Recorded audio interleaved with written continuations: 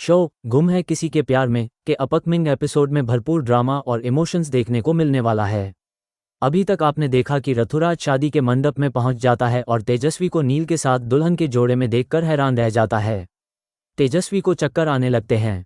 तभी नील की बहन ऋतु बताती है कि नील भैया की शादी किसी और से होने वाली थी, लेकिन वह शादी नहीं करना चाहती थी, इसलिए तेजस्वी से शादी कर दी गई। ऋतुराज को यकीन नहीं होता और वह कहता है कि अब ये दोनों बच्चे नहीं रहे, इनकी मर्जी के बिना शादी नहीं हो सकती। जरूर इनकी मर्जी से ही यह शादी हुई होगी। फिर वह तेजस्वी से सवाल करता है कि तुमने शादी कर ली और मुझे बताया तक नहीं। तेजस्वी जवाब देती है कि शादी का इनविटेशन तो सबसे पहले आपको ही दिया था, लेकिन आपने ध्यान नहीं दिया। आपको तो रोज ऐसे इनविटेशन आते होंगे। ऋतुराज गुस्से में वहां से चला जाता है।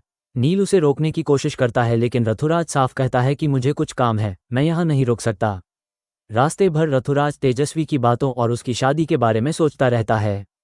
उसे लगता है कि तेजस्वी ने उसे धोखा दिया है। उसका चेहरा बार बार उसकी आंखों के सामने आता है।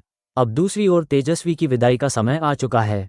वो अपने बाबा की तस्वीर अपने हाथ में लेकर जाती है और सभी परिजनों से आशीर्वाद लेती है।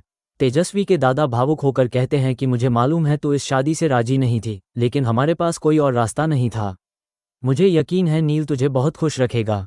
फिर तेजस्वी लक्ष्मी से आशीर्वाद लेती है और कहती है कि आपकी इतनी सारी मुसीबतों में से एक मुसीबत अब घर छोड़कर जा रही है, अब तो आप खुश होंगी ना।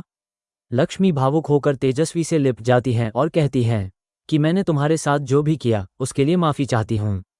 इसके बाद अदिति तेजस्वी से मिलती हैं और कहती हैं कि तू इतनी जल्दी हम सबको छोड़कर जा रही है। तेजस्वी मुस्कुराते हुए कहती है कि अब अदिति ताई को पढ़ाने की ड्यूटी आपकी है। इसके बाद तेजस्वी अपने काका और काकी से आशीर्वाद लेने जाती है। काका साफ मना कर देते हैं और कहते हैं कि मैं इसे आशीर्वाद नहीं दूंगा, लेकिन काकी उसे आशीर्वाद देती हैं और कहती हैं कि जूही अभी तक नहीं मिली, इसलिए तुम्हारा काका परेशान है।